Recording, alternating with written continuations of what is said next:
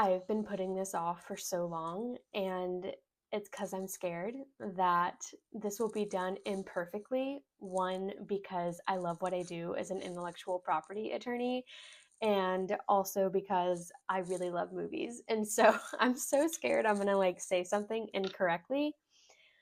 But 2025 is the year of getting outside our comfort zone, and the reason I'm starting with this is to also make it clear that this is a learning process for me as well. So consider this series, Kimber's Film Notes, where I dive into the legal subtext of film and film history. When you're watching this series, I want you to look at it as an educational opportunity to learn more about intellectual property, which can also help you if you're a creator and or an entrepreneur. Also an opportunity for me to learn as I grow into my new career of being an IP attorney, and also someone who loves film and would love to help filmmakers make their projects come to fruition.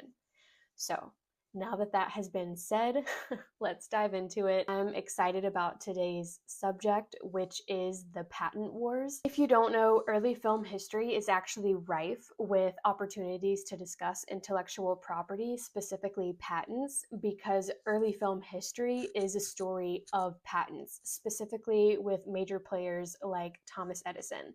And so we're going to dive into this, and my goal for you as the viewer is to walk away, one, with a better understanding of what is a patent, how it can help you. Two, a little bit of understanding of early film history and how the industry that we've come to know and love today has its roots in an IP heavy early history. And finally, of course, I would be remiss if I didn't use this opportunity to give some movie recommendations at the very end. So I will be sharing some of the films I've been diving into lately. Let's get into it. So to begin, we're going to do a very brief dive into what is a patent and what are the elements that you need to know about it for this story to make sense. And I'm going to be using basic information provided by the United States Patent and Trademark Office. You can find this in a bunch of amazing, very helpful information on their website. A U.S. patent gives you, the inventor, the right to exclude others from making, using, offering for sale, or selling an invention or importing into the USA an invention. There are three major types of patents: utility, design, and plant patents. For our purposes today, we're going to be focusing on utility patents. A utility patent is for inventing new or improved and useful processes, machines, articles of manufacture, or compositions of matter. You're also probably wondering, well, how long does a patent last? And a utility patent has a term for up to 20 years from the date the first non-provisional application for that patent was filed. And when it comes to what can be patented, for utility patents, those can cover any new and useful process, machine, manufacture, or composition of matter, or any new and useful improvement thereof. If that sounds familiar, yes, that was also the definition. And so when it comes to reviewing patent applications, I'm not speaking from experience on this, just from what I've learned in law school and doing research and reading into this subject. So if you want specific legal advice, which is not this video, please go find a lawyer. They will give you more nuanced and detailed information and advice based on where you're at in your invention process and based on what you need. For a patent to be issued, there are 4 elements that your application needs to demonstrate for you to get the patent. The first one is that it needs to be usable. So your invention has to work. It can't just be an idea or a theory. You have to show that this is a usable contraption. Secondly, you need to include a clear description on the invention, how it's used and how it's made. You have to have that. Third, it needs to be novel. Has this been done before? Maybe you're filing a patent application for something that improves a prior invention. That's fine, because that improvement is new, right? That is what you're filing the patent for, not what was already created. So when your patent application is being reviewed, they're going to go through and see, has this been done before? Are there other inventions that are similar to this that those patents would potentially block out your ability to patent this new invention. If there's another patent application that basically covers what you're filing for, it's been done, it's not new, it's not novel. That leads into the fourth element, which means it can't be an obvious improvement. And I remember in my IP class, this was a very interesting area of patent law, non-obviousness. But basically, it relates to what has already been invented. And when we're looking at what has been invented, is what you're trying to file a patent for, is it an obvious improvement? Is it something that someone who is skilled in that art, whatever that may be, maybe it's in this case filmmaking, someone who makes film, makes cameras, like would they look at your invention and say this is an obvious improvement? And I'm using a lot of very specific terms here because within patent law, there are terms of art that when I say useful or things like functional, those have very specific meanings within certain areas of the law. And in this case, we're talking patent law. And that is why all lawyers, anytime they're doing something educational like this, making a series, I know it gets annoying when they keep saying, go to a lawyer for your specific situation. The reason we say that is because so many things are case by case. And in this situation, whether or not something is non-obvious or novel, that's going to depend case by case on your invention, on your patent application. Next, it's really important that we understand the nature of a patent right. And because that is going to be the heart of this story, the heart of early film history, and that is the ability to exclude other people from making your invention. Essentially, you get a monopoly right. When you successfully patent something, that is the government telling you, you are the inventor of this, you get to control how it's made, and basically cock block other people from making the same invention. And that's a lot of power, a lot of power. And it is a legal monopoly. We all know that we don't like monopolies. Wink, wink. I feel like I can't wink, so just ignore that. But we are dealing with a lot of companies who are recently being told that they are verging on, if not already, a monopoly. And so I think in 2025, many US citizens in their mind, like we know monopolies are bad, right? That being said, there are certain situations, such as patenting an invention, where the government says, for purposes here, we're going to grant you a limited monopoly, and that is rewarding you for creating this invention. Now, that monopoly right is limited 20 years from the date that the first non-provisional application is filed. And so I think that's just an important point to really like drill in on, because when we're looking at different types of intellectual property, for example, if we were going to compare patents to copyrights, patents, really strong intellectual property power. However, you have it for a very limited amount of time. And so the standard to get a patent is a lot higher because the power is a lot stronger. Whereas with copyrights, it's the life of the author plus 70 years, which is a really, really long time. But getting a copyright on something, you're not going to have as strong of an IP right or power as you might have with patents. Because with copyrights, people can technically still use your work so long as whatever derivative they're making is a fair use. And that's a whole other video completely unrelated to what we're talking about for purposes of this video. That being said, I just want to kind of compare those two, right? So with patents, you get a legal monopoly, but for a shorter amount of time. And again, this is important for when we dive into the film history aspect of this video, which is what I'm going to get into now.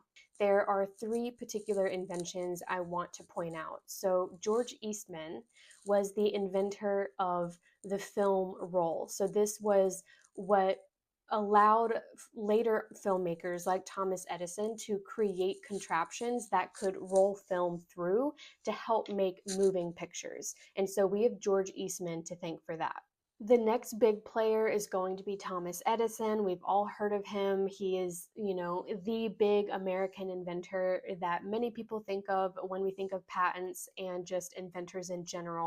He is known for patenting the kinetoscope. This is where the story begins, right? Movies can now be made, moving images can now be made.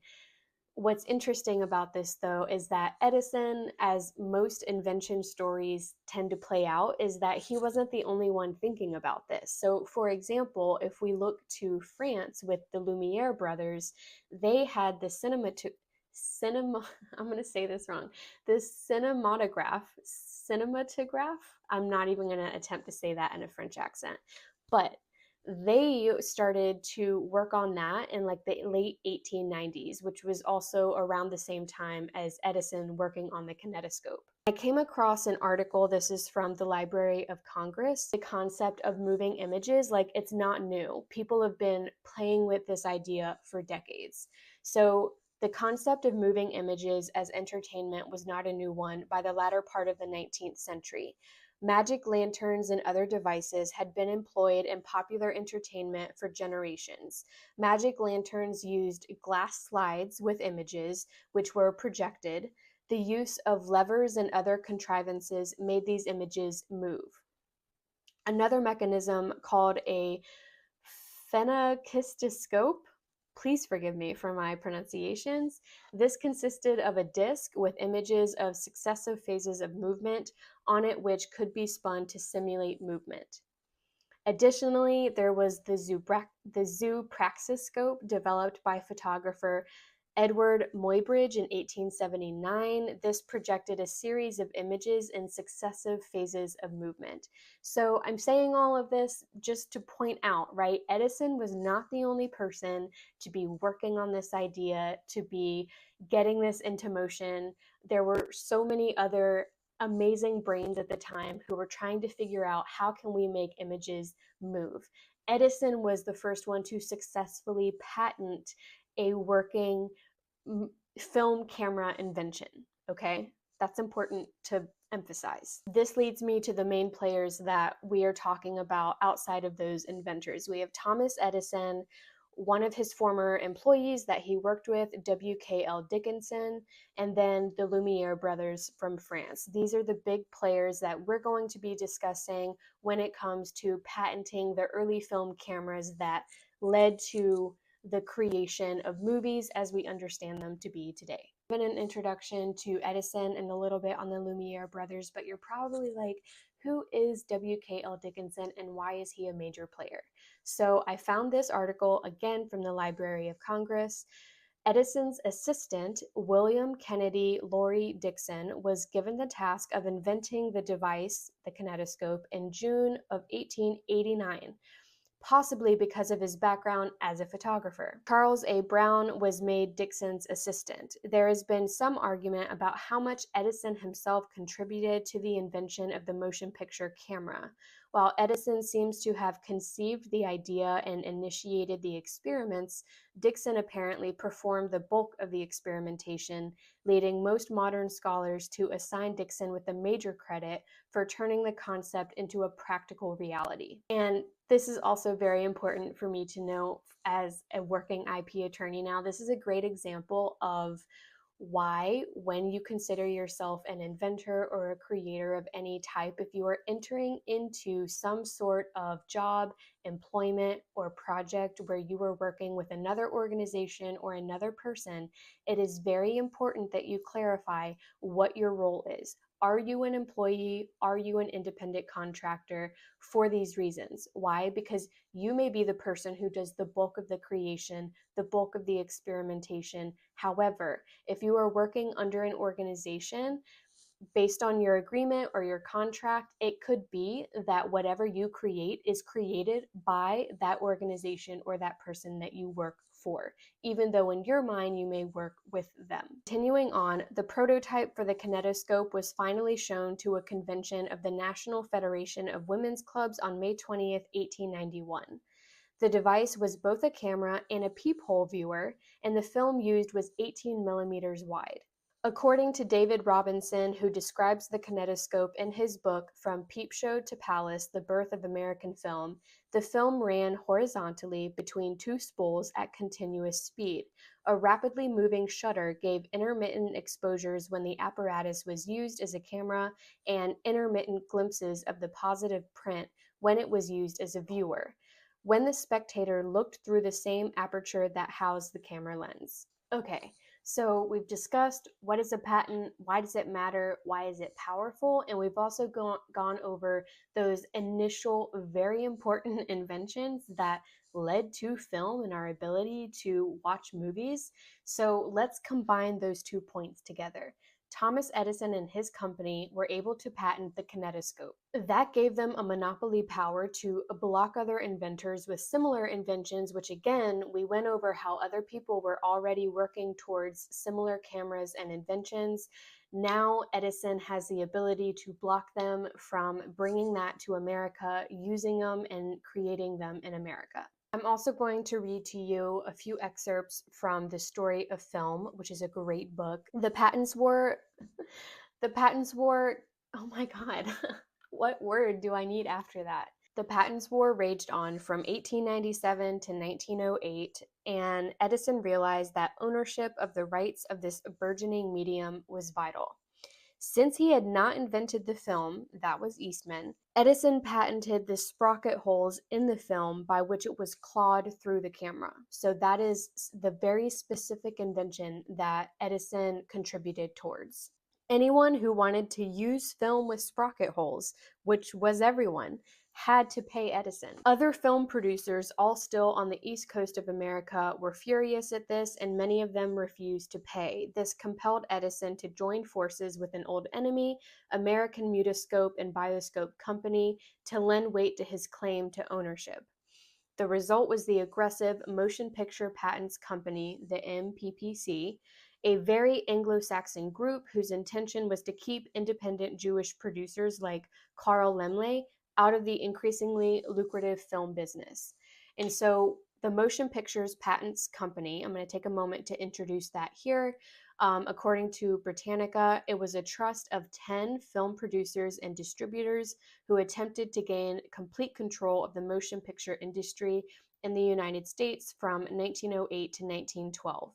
The original members were the American companies Edison, Vitagraph, Biograph, Essenet, Selig, Lubin, and Calum, and the French companies Pathé, Méliès, and Gaumont. The company, which was sometimes called the Movie Trust, possessed most of the available motion picture patents, especially those of Thomas Edison for camera and projection equipment. It entered into a contract with Eastman Kodak Company, the largest manufacturer of raw film stock, to restrict the supply of film to licensed members of the company.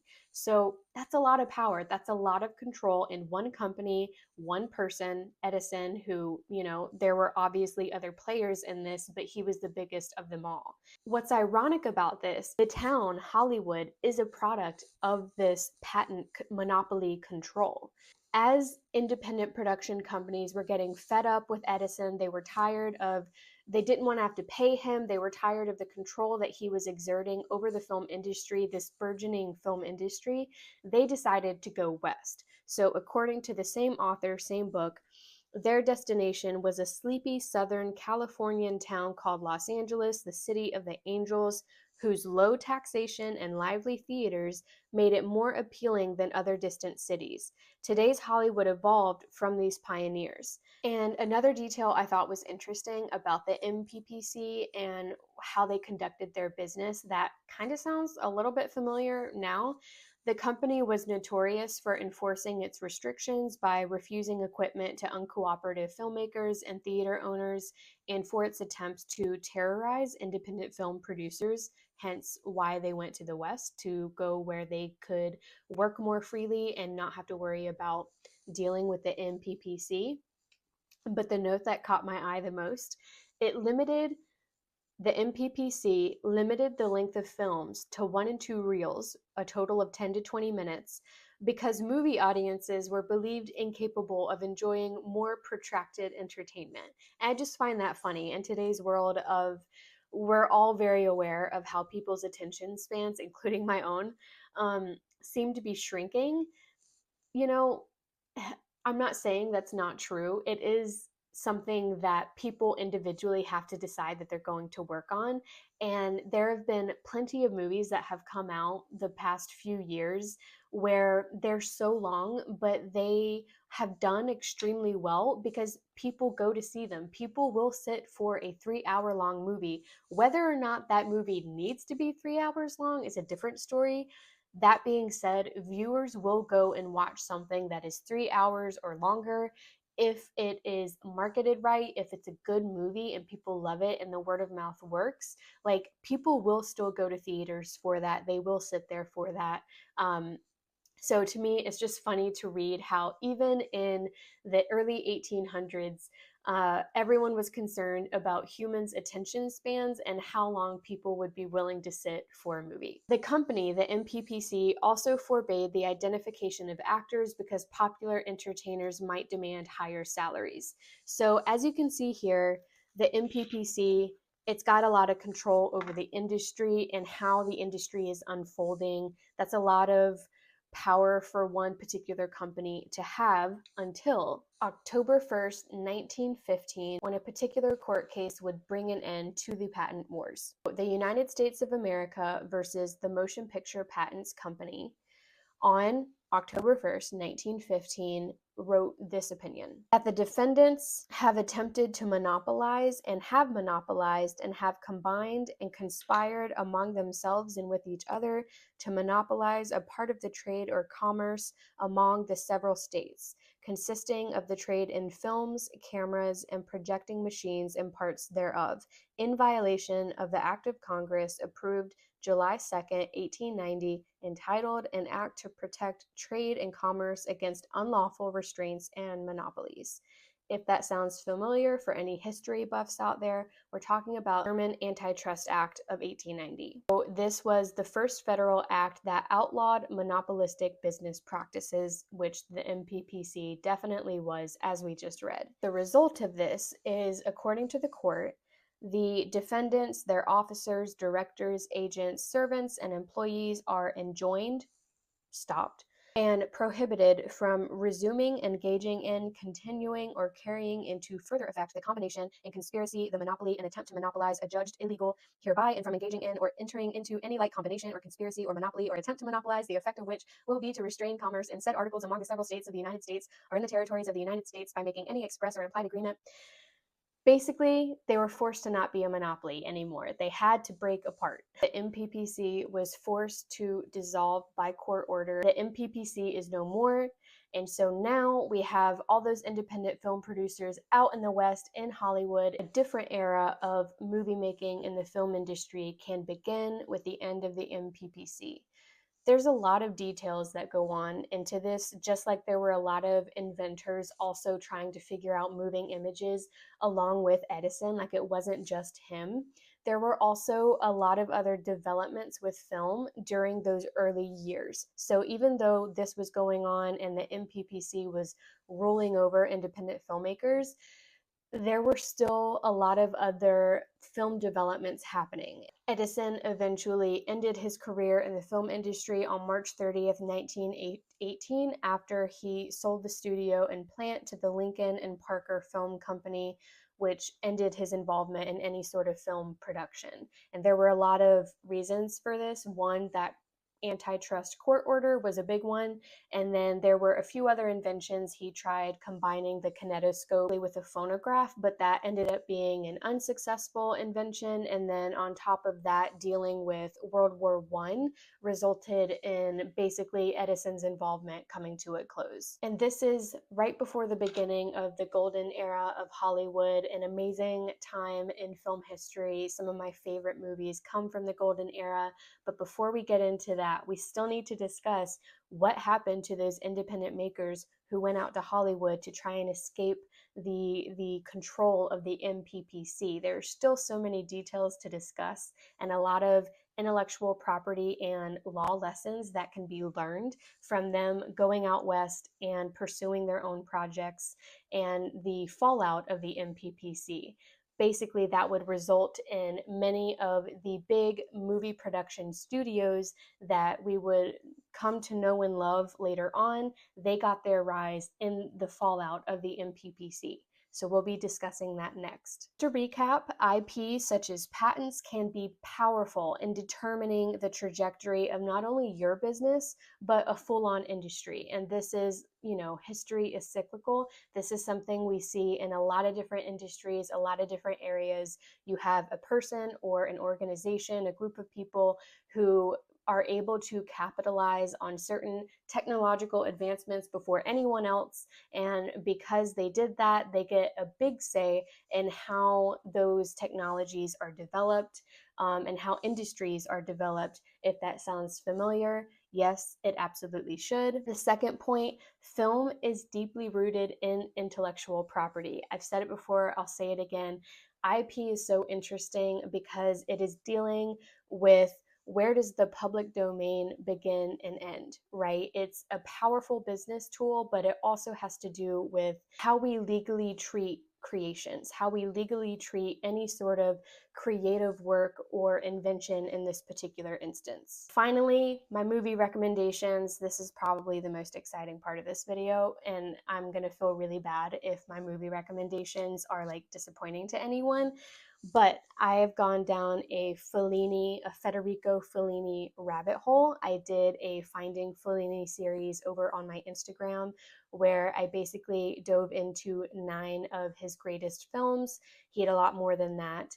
I still have La Dolce Vita and Nights of Cabiria on my list. However, if you're interested in exploring more Federico Fellini movies, my favorites from doing this little rabbit hole was La Strada and Juliet of the Spirits, both of which starred Giulietta Messina, who also happened to be married to Fellini in real life. And so those were my favorite films by him. Ironically, La Strada was also David Lynch, rest in peace. That was one of his favorite Fellini films, right after 8½, which was not one of my favorites. That being said, even the movies that I didn't much care for by Fellini, such as 8½, and Intervista, and Amarcord, they're still so visually stunning. And this is why I can see filmmakers taking inspiration from Fellini, because even if you're bored with the plot or the characters, or you just can't relate to them, you cannot watch his movies and say that they're not visually stunning. Does that make grammatical sense? You can't watch a Fellini film and sit there and think this is not a visually stunning movie. Like, the cinematography is just so detail oriented. Lots of wide sweeping movements that kind of it makes the story feel like an epic. And movies that make you feel like what you're watching is an event, that is very much a part of Fellini's shtick. Plus, his dreamlike qualities and his Fellini-esque elements.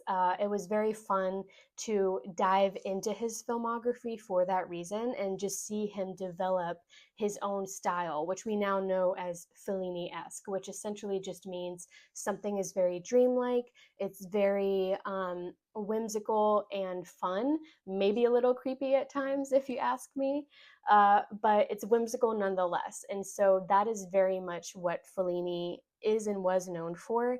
And so if you're a film history buff, you have to have his movies on your list to watch at some point in your life. And if anyone knows where I can watch La Dolce Vita, please tell me, because I've had a hard time finding it. It was on Criterion Channel briefly.